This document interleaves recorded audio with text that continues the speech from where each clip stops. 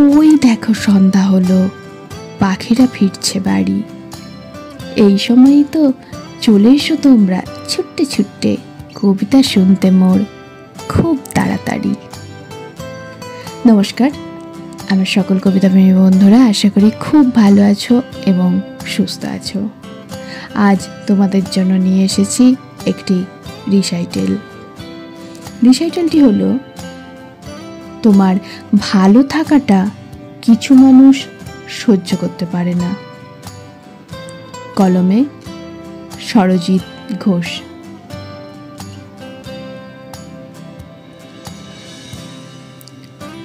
তোমার ভালো থাকাটা কিছু মানুষ সহ্য করতে পারে না। তুমি ভালো থাকলে তাদের একটু কষ্টই হয়।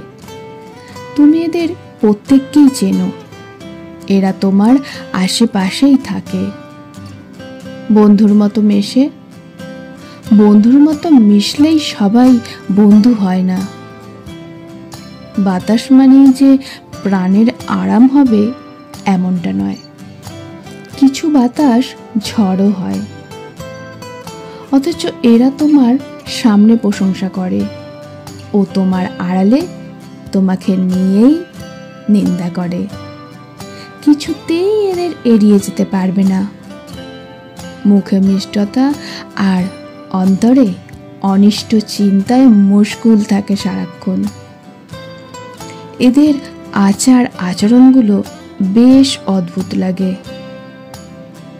ধরো, তুমি হয়তো সাজগোজ করতে খুব ভালোবাসো, নিজেকে সাজিয়ে গুছিয়ে রাখো সব সময়, তাতে তোমাকে বেশ সুন্দর লাগে।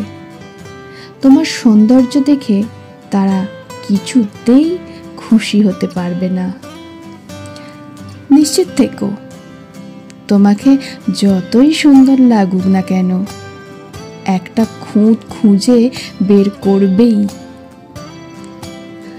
ভালো রেজাল্ট করেছো তুমি, ভালো একটা চাকরিও পেয়েছো।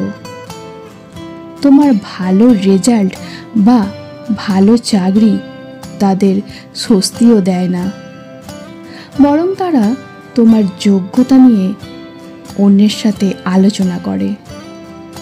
এটাই বলে যে তুমি চাকরি পাওয়ার যোগ্যই ছিলে না। তুমি সুন্দর ছবি আঁকতে পারো বা তোমার গানের গলা বেশ সুন্দর, তাতে কি, এতে তারা খুশি হবে না।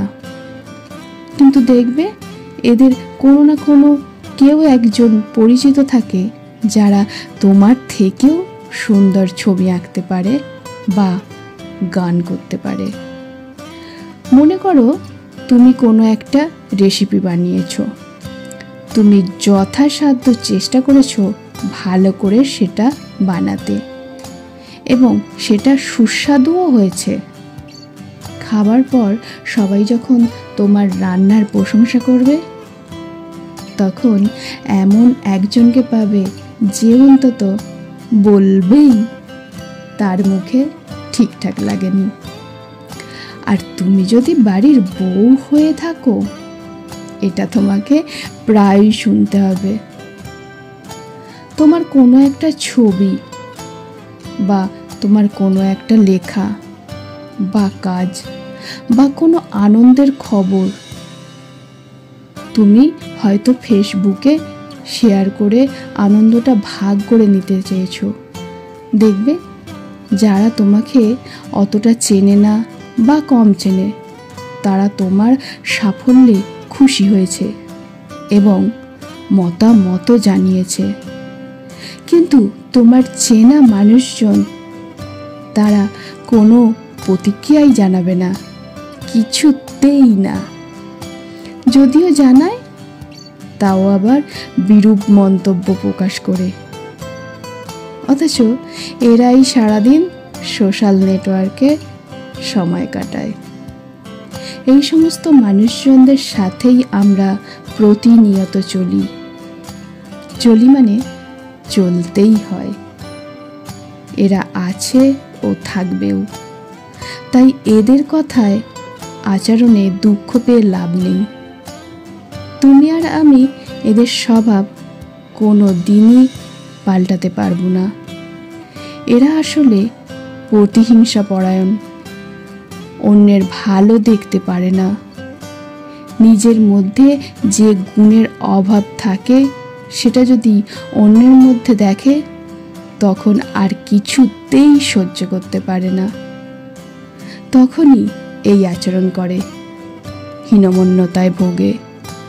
তবে হীনমন্যতায় ভোগে এমন কিছু মানুষ আছে যারা বাড়িতে ভালো থাকে না, আর যারা বাড়িতে ভালো থাকে না তারা বাড়ির বাইরে, অফিসে হোক বা যে কোনো কর্মক্ষেত্রে, সেখানে কাউকেই ভালো থাকতে দেয় না। প্রতিশোধ পরায়ণতা কাজ করে এদের মধ্যে, তবুও এদের নিয়েই চলতে হয়। মনে রেখো, তোমার ভালো থাকা, তোমার সাফল্য সবাইকে আনন্দ দেবে না, কিছু মানুষের মনের শান্তি বিঘ্নিত করবেই।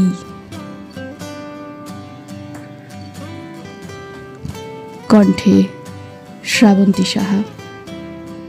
সকলকে অনেক অনেক অনুরোধ রইল আমার এই রিসাইটালটি শুনবেন এবং সবার মধ্যে শেয়ার করবেন।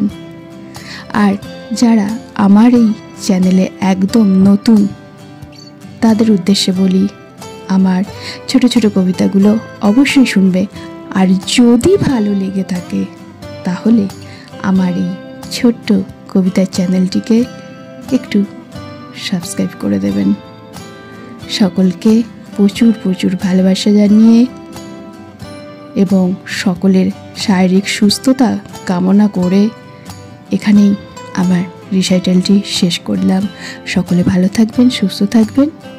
আবার দেখা হবে খুব শীঘ্রই আমার নিজের লেখা কবিতা নিয়ে। নমস্কার।